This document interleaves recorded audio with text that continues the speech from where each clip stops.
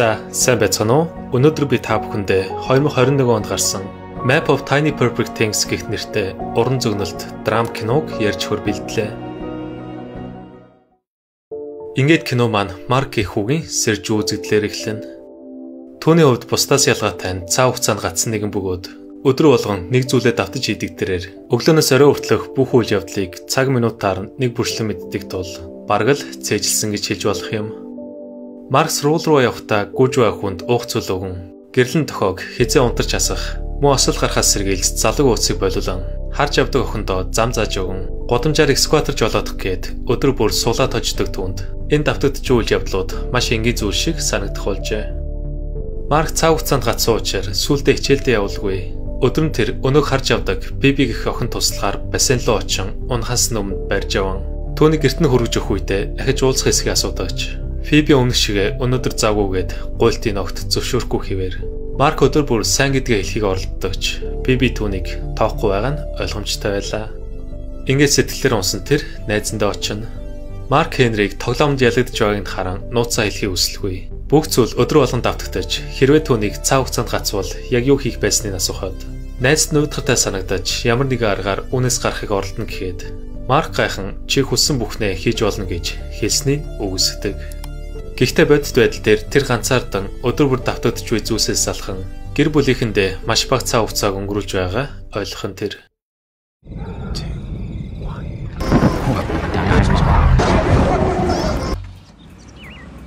Маргааш нь түүнийс ирэхэд өмнөх өдөр ахаад л давтагдж эхэлдэг.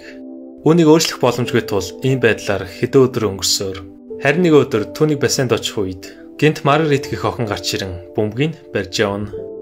Марк хэсэг гайхаж зогсон өдөр нь тэр найздаа өнөх охины талаар ярих бөгөөд тэр Маргариттэй ярилцгаа шийддэгч түүнийг тоолгүй машиндаа суун хурдхан шиг тухайн газар солддог. Маргааш өдөр нь тэр юу усныг асуухаар бассейн руу очдогч Маргарит огт харагдахгүй байлаа. Хайсан цаасын олж зарлын дагуу уцаар нь олбогдоход огт өөрхөн авах ба дараа нь Марк нохооны ясрах газраас эзнийг олох гэж оролдогч бүтлгүйтэн аргаа барсан тэр ресторанаас сайх үедээ ширээн дээр үлдээсэн номыг анзаарч Маргаритийг энд байсныг мэдэн автобусаар араас нь явах гэхэд тэр ард нь зогсож байхан тэр Марк түүнийг өөртөө найдал цаа хугацаанд гацсан хэсгийг асуун Маргаритд ч бас ийм зүйл тохиолдсныг нь мэдэх бөгөөд тэр хоёр үүний талаар хэсэг ярилцсан Маргаритийг явах гэхэд тэр маргааш бас яг энэ үйл явдал ахад үргэлжлэхийг сануулж нэг зүйл харуулдаг. Марк түнд хүмүүсийн хөгжилтэй мөчүүдийг харуулan явхаас өмнө дараа хамт ярьж суухаар дугаарыг нь авч амжина. Оройн Марк гэртээ ирэн шөнийн 12 цаг болохыг хүлээх үедээ мартахгүй тулд Маргаритийн дугаарыг цээжилж ингээд маргааш өглөө тэр дугаарыг санаж байсан тул газ утсан дээрээ тэмдэглэн Марк хэдэн удаа мессеж явуулдагч огт хариу ирлгүй. Харин нэг өдөр тэр уулзах боломжтойг асуухад ашгүй Маргарит мессежийг уншин өглөө уулзахаар цаг товолдог. Ингээд маргааш нь тэд нэгнийгээ илүү таньж мэднэ. Марк түнд өөрийнхөө талаар ярин хэдий тэр сургууль дээрээ байх ёстойж ердөө 2 удаа хичээлдээ сууснаа хэлж Марк урлын чиглэлээр сурахыг хүсдэгч аав ээж нь түүний ирээдүг бодсондоо математикийн ангид оруулжээ. Харин Маргаритийн хувьд сэтгүүлч мөн сансрын нисч болох мөрөөдөлтөө нэгэн ба тэр хоёр хотоор алхангаа Марк түүнийг галт тэрэгнээс үсрэх сургууль дотор дугуй унах гээд цаа хугацаанд гацснаа ашиглан ямар нэгэн галзуу зүйл хийж байсныг асуухад Маргарит арайч тийм зүйл хийж болохгүй гээд өдрийг яаж өнгөрүүлдгийг харуулахаар найзхан машиныг хулгайлж өнөмлөхгүй машин барин хотоор зугаалдаг. Дараа нь Маргарит түүн нэг зүйл харуулахаар хотоос зайдуу нуурын дэргэд ирнэ. Тэр Маркт загас шүрч буй шууг харуулan энэ цаа хугацаанаас гарах арга байхгүй гээд хэсэг ярилцсан суух үед утсан дуурч явах цаг нь олж удалгүй Маргарит түүнийг хүргэж өгөхдөө Джеред гэх хүнтэй уцаар яран түүнд баяртай гээд машин онж явдаг. Маргааш өглөө тэр хоёр дахиад уулзсан цагийг хөгжилтөд өнгөрүүлэхээр замын дүж олоодон хогийн савнуудыг бяцлангаа Марк Джередийн тухай асуухад Маргарит ангийнх нь хүүхэд гэж худлаа хэлэн дараа нь тэд хөсөө олоо идэх үедээ Марк амьдрал ихэнхдээ бидний төсөөснөр сайхан байдаггүйч хэрвээ хүсэх юм бол жижиг зүйлч гэсэн бидэнд маш гайхалтай мэдрэмжийг өгч байгааг анзаарсныг хэлэн тэдгээр зүйлсийг олж цуглуулах хэрэгтэй гэхэд Маргарит хэсэг бодсноо хэлсний зөвшөөрч тэд цаа хугацаанд гацсан учрыг олохоор хэдэн зүйл туршихаа шийддэг. Маргарит өөрийгөө дөрвөн хэмжээст хүмүүсийн сүүдэр гэж бодож байгаа тул үүнийг тайлбарлах гэж оролдсон. Хэрвээ энэ ертөнцийн газрын зургийг ойлгож чадвал үүнээс гарах арга байгаа гэдэгч тэд хаанаас яаж олохоо сайн мэдэхгүй байлаа. Дараа нь тэр хоёр өмнө огт анзаарч байгаагүй тэдгээр гайхалтай мөчүүдийг хайхаар болно. Тэд хамтдаа хөгжилдөж буй хоёр хөгшний аз жаргалыг Мөн голын намуухан чимээ, гоёмсог ургасан цэцгсийн үнэр, засварчны тоглож байгаа төгөлдөр хуурын ая, жижигхэн зүйлсэд баярлж байгаа хүүхдүүдийн инээд хөөргээд өмнөх анзаардаггүйсэн зүйлсээс аз жаргал баяр баясгалыг мэдрэн оногдсон цаа хугацаагаа дэмий өнгөрөх хэрэггүйг ойлгож эхэлдэг. Маргааш нь Маргарет түнд математик зааж өгөн оройн тэр хоёрыг номын сангаас гарах үед Жеред удас руу залгаснаар Маргарет явах хэрэгтэй байна гэж сонсох үздэггүй. Удалгүй Марк гэртээ очин аавынхаа асуултанд хариулан өнөөдөр шивээс хэлгэсний харуулах бөгөөд яг энэ үед шөнө 12 цаг болж өглөөнд бүх зүйл ахиж шинээр эхэлснээр тэр Маргаритийн ярьсан Дженет гэх хүнийг интернетээр хайж эмчийн зураг гарч ирснийг харан нэг л сэжигтэй байгааг анзаарна. Марк найздаа Маргаритийн тухай хэлэн түнд сайн болсноо яаж ойлгуулахаа мэдэхгүй байна гэхэд Хенри түүнийг цаг товолж уулзан дуртай зүйлийг хийнгээ хамтдаа цагийг өнгөрүүлж улам дотносох хэрэгтэйг хэлдэг. Ингээд тэр Маргарет зориулж маш гоё зүйл бэлдсэн байлаа. Бүх хүмүүсийг авсны дараа тэр хоёрыг сургуулийн зал руу ороход Марк мөрөөдөж байсан сансрын хөлөг, малгай хувцас, дотор хорчныг бүрдүүлж яг л сансарт байгаа юм шиг мэдрэмж төрүүлэхээр энэ бүгдийг хийжээ. Маргарет маш ихээр баярлан үүнийг яаж хийснийг асуухад тэр түүний төлөө юу ч хийхэд бэлэн гэж хамтдаа дугуй унж хөгжилдөн.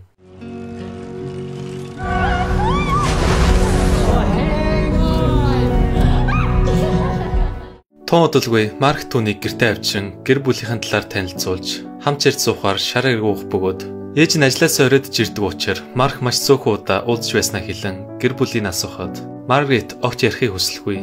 Дараа нь тэр хоёр кино үзэж Маргарет түүнийг гарсны дараа хийсэн бүтээлийн сонирхох үедээ жижиг төгс зүйлсийг газрын зураг дээр тэмдэглэсэн байгааг нь олж хардаг. Маргарет түүнийг маш гоё зурсан байна гэхэд тэр хамтдаа өнгөрүүлсэн цаг мөчөө мартахгүй тулд үүнийг хийснээ тайлбарлан яг үнсэг гэтэл Маргарет одоо явах ёстой гэд түүнийг болиулна. Марк юу болсныг асуун ахад Жеред залгасныг асуухад Маргарет гинт уурлан хоёулаа адилхан цаг хугацаанд гацсан учраас үнд маш боломжтой хандахыг сануулж хэдий хийсэн зүйлс нь таалагдсан ч цаашд зүгээр л найзууд болж үлдмээр байгааг хэлэн Маркийг зөвшөөрүүлснээр тэр хоёр маргааш өглөө ахад уулзахаар болдог.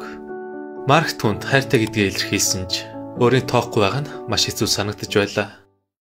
Ингээд сэтгэлээр унсан Марк арай гэж орноосоо босно.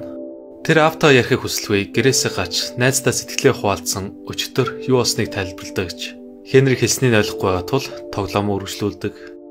Өдөр нь түүнийг гэртээ очиход аав нь ирээдүг нь ярилцахаар болох ба Марк үнд ургуутсан цаг хугацаанд гацсан түнд ямар ч ирээдүй байхгүйгээд хэнд ч хэрэггүй номоо бичгийн тулд өөрх нь хүссэн урлагийн сургуульд явуулаагүйд нь урлаж ахиж энэ талаар ярихыг хүсэхгүй байлаа.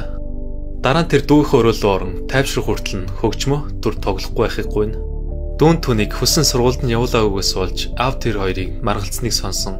Марк өөрх нь асуудлыг тоохгүй байгааг анзаарч дүүгээ хөл бөмбөгийн тоглолтонд хожигдсныг мэдсэний дараа тэр математик хичээлдээ суухаар шийддэгч 2 удаа ирж байсан тул багш нь түүнийг огт танихгүй байхan тэр Марк багшаасаа цаг хугацааны талаар асуун. Хэрвээ дэлхий өтний нүх рүү унвал юу болох? Симуляц 4 хэмжээст гээд интернетээс уншсан зүйлсээ тодруулахад багш нь огт тийм зүйл байхгүй хэлснээр Марк үнээс гарахын тулд хангалттай хол явах ёстойг ойлгох үед багш нь гайхан одоо хичээлтэйгээд ангиас гарч явна.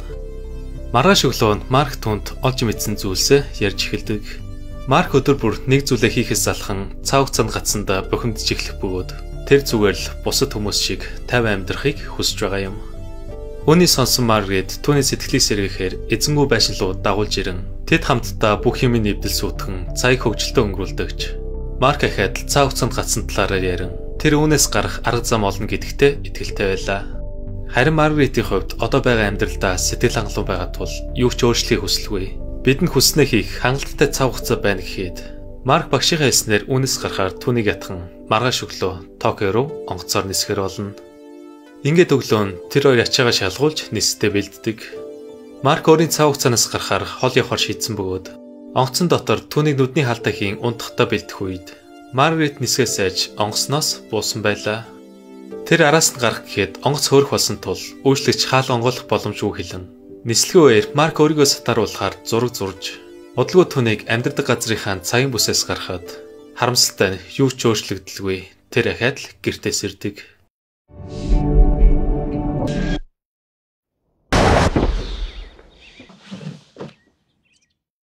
Марк урам хугарсан ч зарим зүйлс өөрчлөгдсөнийг анзаарна. Дүүн түнд өмнөхөөсөө илүү сайхан хандах болж Марк аавсаа номд хэр явж байгааг асуухад аав нь баярлан түүнтэй ярилцах ба өдөр нь аав хоёр Эмаг дэмжихээр тэмцээнийг үзэх үед Дүүн гол оруулж баг нь тэмцээн төрүүлснээр тэр өөрөөс нь шалтгаалж бүх зүйл өөрчлөгдөх боломжтойг ойлгон танихгүй эмэгтэйд хожсон суглаагаа өгөн экскватор ашиглан айсан муурыг модноос буулгаж хүмүүст баяр баясгал бэлгэлэн өнөөх засварчин залууд урам өгч математик хичээлдээ анхаарч багшийнхаа асуултад зөв хариулан амьдралын хорон мөч бүрийг маш үнцэнтэй гэдгийг эцэст нь ойлгодог. Мөн тэр дүүхээ хөгжмийн хичээл туслан скейт ундаг шинэ найзуудтай болж хэдий Марк гараа хугалсан ч болсон үйл явдалд огт харамсахгүй байлаа. Тэр Болтон дээрээ зурх үедээ Маргаритийг анзаарч араас нь дагж алхасаар яагаад хамт яваагүйг нь олж мэддэг. Түүний ээж нь хорт авдраар эмнэлэг тухаангүй байгаа бөгөөд Маргарит энэ бүх хугацаанд ээжтэйгээ хамт байхаар Жаред гэх хүнтэй ярьсан гэж түүнд худлаа хэлсэн байжээ. Хэрвээ Маргарит энэ цаг хугацаанаас гарвал ахиж хизээч ээжтэйгээ уулзч чадахгүй юм. Ингээд маргааш өглөө нь Марк нулимс туслуулан гарч гүйдэг.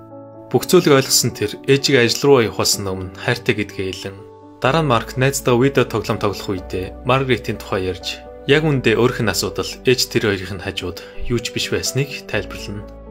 Энэ үеэр Маргарит ээжтэйгээ уулзсан Маркийг гомдосноо хэлэхэд ээж нь түүнд алдаагаа засахад хизээч оройтдгүйг сануулж нэг өдөр хөршийнх нь алуу усан нохоо гарч ирэн Маргарит нохоог машиндаа суулган гэрийнх нь гадаа ирдэгч. Маргааш өглөө нохоо ахаад лалуу болох тул тэр Маркийг хэлснийг санан хэрэг үүнээс гарахгүй бол юу ч өөрчлөгдөхгүй гэдгийг ойлгож Хенритэй уулзсан тоглоомонд ялах арга зааж өгнө.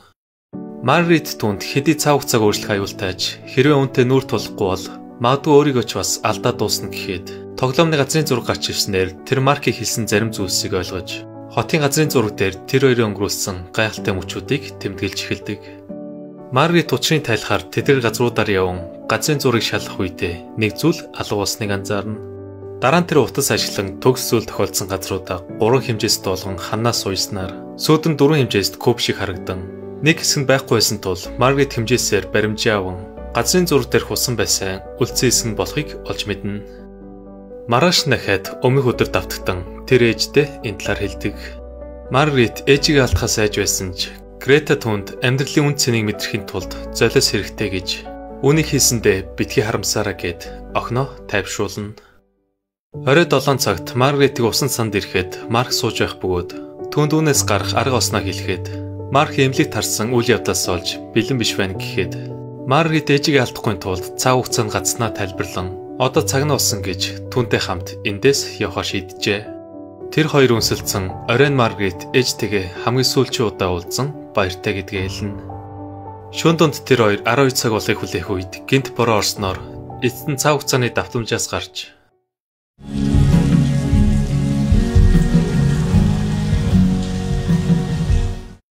киноны төгсгөлд тэд хөршийнхээ алга болсон нохойг олж өгөн тэднийг баярлуулснаар кино маань дуусч байна. Та бүхэнд бичлэг маань таалагдсан бол лайкад дараад киноны талаар сэтгэлдээ комент хэсэгт бичүүлдээгээрэй. Удахгүй шинэ бичлэгээр уулзцаая. Түр баяртай.